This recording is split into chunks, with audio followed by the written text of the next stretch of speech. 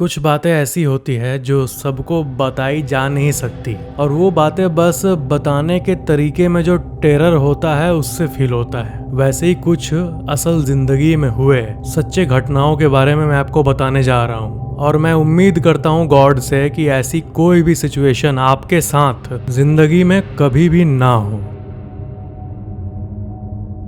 आपने dark web के बारे में तो जरूर सुना होगा। बहुत लोग डार्क वेब इस टॉपिक को सुनकर बहुत ज्यादा एक्साइटेड हो जाते हैं, जैसे कि ये कितनी अच्छी चीज हो। लेकिन मैं आपको बता दूं, अगर आप डार्क वेब पे चले गए या फिर डार्क वेब पे जितने सारे क्राइम्स होते हैं उनमें से अगर आप एक क्राइम में भी फंस गए तो आपकी पूरी की पूरी जो सो कॉल्ड नॉर्मल बोरिंग जिंदगी है ये हेल बन जाएगी। इसलिए अपनी जिंदगी को नॉर्मल ही रहने दो तो ज्यादा अच्छा है। यकीन करो, इस डार्क वेब के टेरर को मैंने अनुभव किया है और बहुत डीपली किया है जाकर। बहुत पहले जब इंडिया में इंटरनेट उतना ज्यादा पेनिट्रेटेड नहीं था, यानी 2016 के पहले, यानी जियो के पहले, तब भी डार्क वेब पे इंडिया के जो मेट्रो सिटीज है जहां पर तब भी इंटरनेट पेनिट्रेशन था, जैसे कि दिल्ली, कोलकाता, चेन्नई, मुंबई, इन जगहों पर अच्छे खासे ग्रुप्स एक्टिव थे उस समय भी, साल 2013-14 में भी। आपने ये डायग्राम तो देखा ही होगा जिसमें आपने देखा होगा कि इंटरनेट का जो पूरा एरिया है उसका बहुत बड़ा एरिया डार्क वेब है और जो हम नॉर्मली चलाते हैं इंस्टाग्राम, फेसबुक, यूट्यूब, व्हाट्सएप, ये कुछ भी नहीं है इंटरनेट के पावर का। यानी इंटरनेट क्या है अगर आप ये मेरे से पूछो तो इंटरनेट 80% ऐसी चीजें हैं जो कि नहीं होनी चाहिए और 20% ऐसी चीजें हैं जो कि होनी चाहिए। उन 80% पे जो चीजें हैं वो आप समझ ही गए होंगे, मुझे उसका टर्म यूज करने की जरूरत नहीं है। बहुत तरह की चीजें हैं, बहुत सारी लीगल चीजें भी हैं और इल्लीगल चीजें भी हैं। तो बात यह है कि जो साफ सुथरा इंटरनेट आप अनुभव करते हो डे टू डे बेसिस पर, वो सिर्फ और सिर्फ 20% है और ज्यादातर आम लोगों को, हम जैसे नॉर्मल यूजर्स को क्या परवाह, हम तो बस थोड़ा मोड़ा यूज करते हैं और बस सो जाते हैं। लेकिन क्या हो रहा है एट द बैक एंड, उसका आइडिया बहुत कम लोगों को है और मैं चाहता हूं कि आपको उसका आइडिया लगे कि क्या है ये। जब आप डार्क वेब के जो ब्राउजर्स होते हैं उनको यूज करके डार्क वेब पे ब्राउज करते हो कुछ भी, तो उसका जो कैशे लोड होता है आपके कंप्यूटर में, सबसे पहले वो आपके लिए एक बहुत बड़ा थ्रेट है। और जितने भी सो कॉल्ड इनकॉग्निटो ब्राउजर्स हैं जो कि आपको ऐसा लगता है कि आपका डेटा स्टोर नहीं करता है, तो मैं आपको बता दूं ऐसे कई केसेस कई कंपनीज के ऊपर हो चुके हैं, इंक्लूडिंग गूगल क्रोम, जो कि ये प्रूव करता है और वो लोग फाइन पे भी किए हैं पकड़े जाने के बाद। और वो किए क्या थे पता है? वो इनकॉग्निटो में भी डेटा स्टोर किया करते थे। अब इसको वो इम्प्रूव कर चुके हैं, लेकिन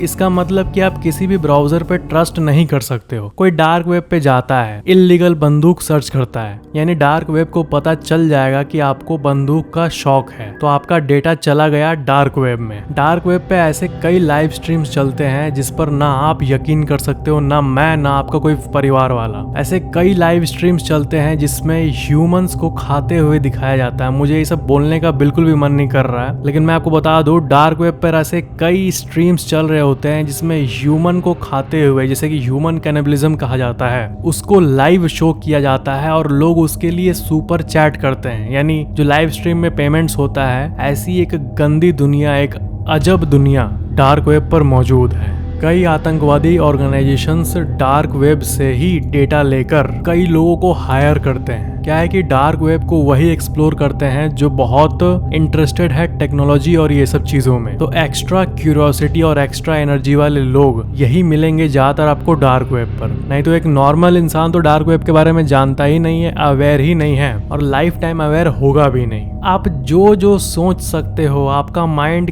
किस हद तक जा सकता है, वो हद डार्क वेब पर अवेलेबल है। सरफेस वेब पर जो आप चीजें देखते हो वो कुछ भी नहीं है अगर उसको डार्क वेब से कंपेयर करें तो। और इन सब चीजों का मोटिव अगर आप देखोगे तो एक ही है, पैसा। फ्रैंकली बोल रहा हूँ, इसमें कुछ ऐसा नहीं है कि कुछ सुपर नेचुरल भूतिया या फिर ऐसा कुछ जो एक्सप्लेन ना किया जा सके। डार्क वेब पे जो जो चीजें हैं, उनमें जो जो एक्टिविटीज हो रहे हैं, उन सब का अल्टीमेट गोल जो लोग करवा रहे हैं उस सब चीजों को, वो है मनी, यानी पैसा। अब अगर कोई ग्रुप लड़कियों का व्यापार कर रहा है तो इसका एंड गोल पैसा है। कोई ह्यूमन कैनिबलिज्म करा रहा है तो जो लोग उस पे इंटरेस्टेड हैं वो ह्यूज अमाउंट्स ऑफ मनी इनको पे करते हैं ऐसे ग्रुप्स को, और ऐसे इनको फंडिंग मिलती है। तो बात यह है कि अल्टीमेटली ये जो ब्लैक व्यापार है वही ज़्यादा एक्टिव है डार्क वेब पे। डार्क वेब को एक्सेस कैसे करें ये आप ना ही सर्च करो तो अच्छा है। डार्क वेब के बारे में कुछ और बहुत इंपॉर्टेंट बातें हैं जो कि आपको पता होनी चाहिए। सबसे पहले ये कि डार्क वेब की जो एक्टिविटी है वो बहुत ज़्यादा बढ़ रही है। लास्ट 3 इयर्स को अगर आप एनालाइज करोगे तो लगभग 300% एक्टिविटी बढ़ी है डार्क वेब पे कॉमन नॉर्मल लोगों के द्वारा। डार्क वेब पे जो पोस्ट्स होते हैं वो ज़्यादातर कॉन्ट्रैक्ट वाले पोस्ट्स होते हैं, यानी जो इल्लीगल चीज़ों का कॉन्ट्रैक्ट साइन होता है 2 पार्टी के बीच में। जैसे कि कई बायर्स साइबर क्राइम करने के लिए लोगों को हायर करना चाहते हैं, तो estimated 60% of the dark web post इन्हीं सब चीज़ों के लिए होता है। किसी को अगर साइबर क्राइम करना है तो वो अपने नहीं करते हैं बल्कि वो किसी से करवाते हैं कॉन्ट्रैक्ट द्वारा, और डार्क वेब पर यही कॉन्ट्रैक्ट साइन होते हैं। जो साइबर क्रिमिनल्स होते हैं उनको हायर करने के लिए या फिर किसी वेबसाइट को हैक करवाने के लिए जो कॉन्ट्रैक्ट्स होते हैं वो साइन होते हैं। किसी भी कंपनी के डेटाबेस को या फिर किसी भी कंपनी का कोई भी इनसाइडर इंफॉर्मेशन किसी के पास है तो वो बहुत हाई प्राइस में डार्क वेब पर सेल होता है। और डार्क वेब पर जो एड्स आपको दिखेंगे वो ऐसे नॉर्मल एड्स नहीं होंगे नॉर्मल वर्ल्ड के प्रोडक्ट्स के, बल्कि हैकर्स जो कि काम ढूंढ रहे हैं या फिर बायर्स जिनको कि हैकर्स चाहिए वैसे टाइप के एड्स ज़्यादातर डार्क वेब पर दिखते हैं। जो फ्रीलांसिंग वर्क है जो कि हम नॉर्मल इंटरनेट पर सुनते हैं, यानी कि अगर आपको जैसे ग्राफिक्स डिजाइनिंग आता है तो आप किसी भी वेबसाइट पर अपना अकाउंट बनाकर अपना कैरियर बिल्ड कर सकते हो, और अच्छे रिव्यूज आने पर तो वैसे भी क्लाइंट्स आने लगते हैं। तो इसको फ्रीलांसिंग वर्क कहा जाता है, यानी जो जब चाहे तब वर्क कर सकता है और पैसे कमा सकता है। लेकिन ये जो फ्रीलांसिंग को इन्वर्ट कर दे अगर हम, तो इसका जो डार्क साइड है यानी जो इल्लीगल फ्रीलांसिंग होता है वो होता है डार्क वेब पर। जितने भी रैंसमवेयर अटैक्स होते हैं वो डार्क वेब पर ही ओरिजिनेट होते हैं। और जैसा कि आप गेस कर लिए होंगे, सबसे ज़्यादा बूम जो डार्क वेब पर आया वो कोविड के बाद आया। कोविड में जब लोग घर में थे तो वो नई नई चीज़ें एक्सप्लोर करना चाह रहे थे, तो ऑफ कोर्स डार्क वेब पर उनकी नज़र पड़ी। जिस तरह हमारे नॉर्मल वर्ल्ड का जीडीपी होता है, इकोनॉमी होता है, वैसे ही डार्क वेब पर भी एक काली इकोनॉमी होती है, काली जीडीपी होती है। और ऐसा एस्टिमेट किया गया है कि साइबर क्राइम ये जो फील्ड है जो कि डार्क वेब पर होता है, यानी बायर्स होते हैं जो कि हैकर्स को हायर करते हैं, ये जो इंडस्ट्री है ये करीब 1.5 ट्रिलियन डॉलर्स की है पूरे वर्ल्ड को। पूरे वर्ल्ड के डार्क वेब रेवेन्यू को अगर हम जोड़ दे तो डार्क वेब का जो कंटेंट होता है वो गूगल, माइक्रोसॉफ्ट का बिंग, याहू या फिर कोई भी और सर्च इंजन इंडेक्स नहीं कर पाता है। यानी ये ज्यादातर पब्लिक के सामने से हिडन रहता है, और ये बहुत ही ज़्यादा अच्छी बात है। और इसलिए डार्क वेब के वेबसाइट्स का जो यूआरएल होता है वो रैंडम सीरीज ऑफ नंबर्स होता है जिसको कि बहुत लोग नॉर्मली याद नहीं रख पाए। डार्क वेब इल्लीगल नहीं है, इस कॉन्सेप्ट को आपको जानने की ज़रूरत है। डार्क वेब को एक्सेस करना इल्लीगल नहीं है, डार्क वेब इटसेल्फ लीगल है, लेकिन उसमें जो काम होते हैं वो इल्लीगल है। जिस तरह आपको याद होगा पहले टॉरेंट वेबसाइट्स हुआ करते थे, तो जो ये बिट टॉरेंट प्रोटोकॉल है, पीयर टू पीयर शेयरिंग, ये टेक्नोलॉजी अपने आप में लीगल है, file sharing, peer to peer sharing. लेकिन इससे 80 to 90% मूवीज और पायरेटेड सॉफ्टवेयर शेयर होते हैं, ये दूसरी बात है। टेक्नोलॉजी इटसेल्फ लीगल है, लेकिन उस पर जो शेयर हो रहा है वो इल्लीगल है। वैसे ही जो डार्क वेब की टेक्नोलॉजी है वो लीगल है, लेकिन इसको बहुत ही गलत चीज़ों के लिए यूज़ किया जाता है। तो ये थी एक छोटी सी जानकारी डार्क वेब के बारे में। बाकी इसके ऊपर एक फुल डिटेल्ड वीडियो अगर आपको चाहिए तो नीचे कमेंट ज़रूर करना। जो लोग मुझे इंस्टाग्राम पे फॉलो करते हैं उनको पता ही होगा कि मैं बहुत ज़्यादा ट्रैवल करता हूँ। मैंने इंडिया में बहुत सारे होटल्स को एक्सपीरियंस किया है। हर मेन लोकेशन का एक टॉप क्लास होटल में मैं जा चुका हूँ, उसको अनुभव कर चुका हूँ। जब भी आप किसी होटल में जाओगे तो आपको 2 तरह की फीलिंग आएगी। जो फ्रंट रिसेप्शन वाली डेस्क होगी, या तो वो बहुत वेलकमिंग होगी, यानी आपको बहुत वेलकम फील होगा कि अरे ये तो अच्छे से स्वागत कर रहे हैं, सर बोल रहे हैं, और आपका दिल से स्वागत करते हुए आपको एक फीलिंग आएगी कि ये लोग आपको स्पेशल ट्रीट कर रहे हैं एज अ कस्टमर। और दूसरा वो होटल जिसके अंदर अगर आप जाओगे तब आपको ऐसा लगेगा कि क्या होटल, ये होटल खोल के बैठ गया है, ये ना रिसेप्शन वाला ठीक से बात कर रहा है, ना कोई फोकस कर रहा है मेरे पे, बस होटल खोल के बैठ गया है, बिजनेस करना इनको आता ही नहीं है, ऐसी वाली फीलिंग। तो ये 2 टाइप्स के होटल होते हैं, सही नहीं। तीसरा टाइप आपको ऐसा मिलेगा जो कि आपको ऐसा लगेगा कि आप किसी मूवी में आए हो। और इतने सारे लगभग 200 से ज़्यादा होटल्स को एक्सपीरियंस करने के बाद मैं आपको एक ऐसा होटल का अनुभव बताना चाहता हूँ जिसमें बहुत ही ज़्यादा वियर्ड फीलिंग आई थी। वो एक मोटेल था। मैंने अपने बाइक को बाहर पार्क किया और रिसेप्शन में गया। वहाँ पर एक बहुत ही ओल्ड लेडी बैठी हुई थी, एक बूढ़ी औरत, और वो बहुत अजीब एक्ट कर रही थी। ऐसा होता है ना, किसी किसी जगह पर आप जाते हो तो आपको ऐसा लगेगा बहुत अजीब टाइप का, कोई कारण नहीं होता लॉजिकल, लेकिन एक वाइब आने लगती है कि ये जगह कुछ अजीब है, यहाँ से आपको ऐसा लगेगा कि यहाँ से निकलते हैं, छोड़ो यहाँ पर नहीं जाते हैं। तो वैसे ही कुछ था और वो जगह था बहुत सुनसान, दूर दूर तक होटल नहीं था और मेरे को करीब 100 किलोमीटर आगे जाना पड़ता एक नेक्स्ट बड़े होटल में जाने के लिए। और रात के करीब 11:15 11:30 बज गए थे और मैंने सोचा कि मैं इसी मोटेल को ले लेता हूँ। वहाँ पर और सिर्फ 2 बाइक्स पार्क थे और वो होटल करीब 20 रूम का एक छोटा सा होटल था। स्पेसिफिकली बोलूँ तो मोटेल था, जो कि होटल ही होता ऑफ कोर्स। तो मैं उस फ्रंट रिसेप्शन में जो बैठी हुई थी ओल्ड लेडी, उसके पास गया। पहले तो मैं एंटर किया तो वो एकदम स्ट्रेट खड़ी हुई थी।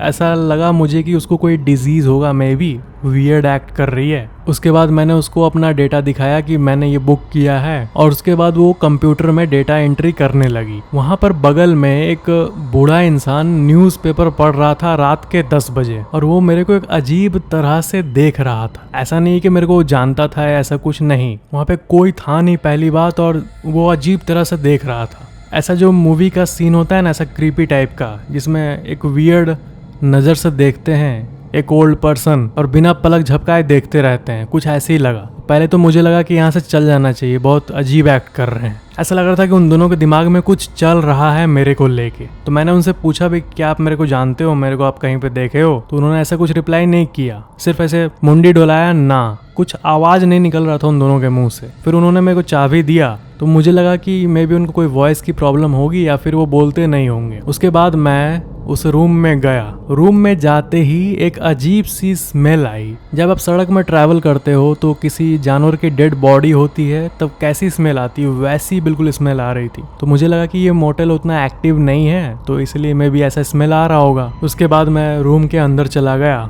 और डायरेक्टली थकान के चलते मैं हाथ पैर धोकर बेड पे बैठ गया। जैसे मैं बैठा वैसे ही मुझको ऐसा फील हुआ कि ये बेड कुछ ज़्यादा ही, ऐसा लग रहा था कि ये कोई यूनिक बेड है क्या, क्योंकि बैठने पे ही मेरे को ऐसा कुछ बाउंसी टाइप का फील हुआ। ऐसा लगा कि बेड के अंदर कुछ वाटर टाइप का मौजूद है, कुछ बच्चों का बेड होता है वैसा टाइप का, कुछ लिक्विड टाइप का फील हो रहा था। उसके बाद मैं उठा वहाँ से और फिर मैं ऐसे बेड को पूरी तरह से जांच करने लगा कि ये है क्या। फिर मुझे समझ नहीं आया, मुझे लगा कि कोई यूनिक टाइप का बेड होगा, तो फिर मैं ऐसे लेट गया और फिर मैं धीरे धीरे नींद में जाने लगा। फिर लेट कर जैसे ही मेरा नाक बेड पे ऐसे नाक टच हुआ लेटते समय, जो ऐसे हम करते हैं, तो मुझे ऐसा लगा कि ये गंदी स्मेल बेड के अंदर से आ रही है। फिर मुझे सही में लगा कि ये जगह बिल्कुल सही नहीं है, ये नहीं आना चाहिए था मेरे को यहाँ पर। मैं सोच रहा था कि मैं रात को इनको बिना बोले ही निकल जाता हूँ। मैं तय किया उसी टाइम निकलने का और मैं तुरंत अपना कोट पहन लिया और बेड को एक बार ऐसे उठा कर देखा। उस बेड के नीचे एक बकरी मौजूद थी और बहुत सारे चिकन्स मौजूद थे। अब मुझे ये देखकर समझ नहीं आया कि कोई होटल वाला ऐसा क्यों करेगा भला। ऐसा क्या लॉजिक, क्या रीजन हो सकता है कि कोई अपने कस्टमर के बेड के नीचे ये रखे। ये देखते ही मैं कुछ भी वेट नहीं किया, तुरंत दौड़कर बाहर निकलकर अपना बैग उठाया, चाबी लिया, बाइक स्टार्ट किया और निकल गया वहाँ से।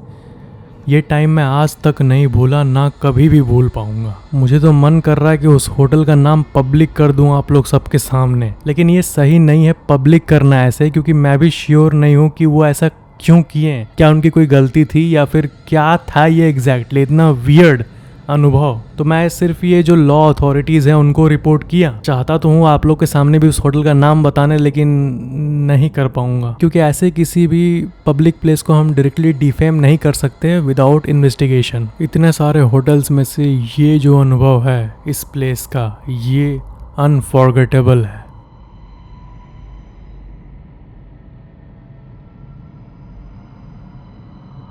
मैं ट्रैवल कर रहा था बंगाल से दिल्ली। बंगाल से दिल्ली का जो रूट है वो फेयरली सिंपल रूट है जो एशियन हाईवे नेटवर्क है, जिसे कि भारत में NH भी कहा जाता है। उसका एक स्ट्रेट रूट मौजूद है बंगाल से दिल्ली तक, और दूसरे साइड बंगाल से चेन्नई तक, और चेन्नई से मुंबई, और मुंबई से दिल्ली। और ये काफी सेफ रूट माना जाता है। लेकिन सेफ्टी की बात तभी आती है जब आप दिन में ट्रैवल कर रहे हो। अक्सर रात में, और स्पेशली देर रात में जब आप ट्रैवल करते हो तो कहानी कुछ और ही हो जाती है। आपको शायद इसके बारे में अवेयरनेस ना हो, लेकिन ये जो टेरर का बिजनेस है ये इंडिया में लाखों नहीं बल्कि करोड़ों या फिर अरबों रुपए तक भी जाता है। ऐसे कई ग्रुप्स होते हैं जो रात में हाईवेज पर एक्टिव रहते हैं, और उनके चंगुल में 100 में से एक गाड़ी तो आ ही जाती है एक दिन में। तो मैं ट्रैवल कर रहा था देर रात, और हाईवे के उस पोर्शन में कोई लाइट्स भी मौजूद नहीं थी। अक्सर आपको हाईवे पे लाइट्स तभी दिखेंगे जब कोई मेन एरिया या फिर कोई इंपॉर्टेंट शहर से आप गुजर रहे होगे। बाकी पूरे हाईवे में गाड़ी के लाइट से ही काम चलाना पड़ता है, एटलीस्ट अभी के समय में। तो मैं बढ़ रहा था और रात के 2 बज रहे थे। मैं नॉन स्टॉप ड्राइविंग का प्लान बनाया था, और गाड़ी में मैं बिल्कुल अकेला था। कार करीब 40 किलोमीटर पर आवर के स्पीड से चल रहा होगा, और अचानक से मैंने देखा कि मेरे शीशे पर किसी ने अंडा फेंका। अब सबसे पहली बात, आप अपने आसपास के सारे लोगों को ये बात बता देना कि जब भी आप ड्राइविंग करो और रोड के बीच में गाड़ी के बैक वाले शीशे या फिर आगे वाले शीशे पर कोई एग यानी अंडा फेंके तो भूल कर भी मत रुकना, चाहे कुछ भी हो जाए। क्योंकि ये जो ग्रुप्स होते हैं ये एग फेंक कर ही टारगेट करते हैं। क्या है कि अगर एग विंडशील्ड पर फेंक दिया जाए तो सबसे पहला हमारा नेचुरल रिस्पॉन्स होगा कि हम वाइपर को ऑन कर देंगे। लेकिन मेन बात है कि अगर अंडा फेंका हुआ है और अगर आप वाइपर को ऑन करते हो तो वो और भी ज्यादा फैल जाता है और आपका व्यू और भी ज्यादा ब्लॉक हो जाएगा, और फिर आपको बीच में गाड़ी रोकना ही पड़ेगा उसको कपड़े से या फिर किसी और चीज से साफ करने के लिए। इसलिए अगर अंडा आ जाए विंडशील्ड के पास तो हमें रुकना नहीं चाहिए बिल्कुल भी, क्योंकि ये एक सोल टूल होता है जो कि वो ग्रुप्स यूज करते हैं गाड़ी को रुकवाने के लिए। लेकिन मैं नहीं रुका, और मैं आपको कैसे बताऊं, मैं गाड़ी को तेज किया और बहुत ज्यादा तेज किया, और करीब 40 किलोमीटर बाद जाकर मैं रुका जब एक इम्पोर्टेंट शहर का मोड़ आया तब। लेकिन रुकने के बाद ही तो मेन घटना शुरू हुई। जैसे मैं गाड़ी रोका और कपड़े से क्लीन करने के लिए बाहर उतरा, मैंने देखा कि मेरे गाड़ी के 100 मीटर पीछे ही 4 बाइक वाले रुक गए। और उस समय जो टेरर, जो खौफ मेरे मन में था वो मैं कैसे बताऊं आपको। मैं जल्दी से अपने गाड़ी में वापस बैठा, और जो हम एड्स में देखते हैं, कार के एड्स में कि 0 to 100 in 3 seconds 4 seconds, literally मैं वैसे ही एक्सीलेटर को प्रेस करके जल्दी से गाड़ी को आगे बढ़ाया, और उसके बाद मैं रुका ही नहीं करीब 100 किलोमीटर तक। फिर हाईवे में जो लेट नाइट पुलिस ऑफिसर्स होते हैं, मैं उनके गाड़ी के पास रुका और एक फुटेज सबमिट किया उनको, जो कि मेरे गाड़ी के डैश कैम में मौजूद था। मेरे गाड़ी के आगे एक डैश कैम लगा हुआ है, फ्रंट डैश कैम और बैक डैश कैम भी, और वो फुटेज मैं पुलिस को सबमिट कर दिया। मैंने पुलिस से ये भी कहा कि क्या मैं इसे पब्लिकली अपने चैनल पर शो कर सकता हूँ, तो उन्होंने ये कहा कि जब तक हम इन्वेस्टिगेट ना कर ले तब तक आप इसको शो ना ही करें तो अच्छा है, तब तक उस क्लिप को कॉन्फिडेंशियल रखें। लेकिन मैं उस क्लिप को आप लोगों के सामने जरूर रिलीज करूंगा जब अथॉरिटीज मेरे को उसकी परमिशन दे दे तब, और इन्वेस्टिगेशन के बाद वो दे ही देगी। तो ये है एक हाईवे हॉरर इंसिडेंट। ऐसा नहीं है कि अगर कोई आपको जानता है तभी वो ऐसा करेगा। सबसे बड़ी बात ये है कि ये रैंडम गाड़ियों को टारगेट करते हैं, और ये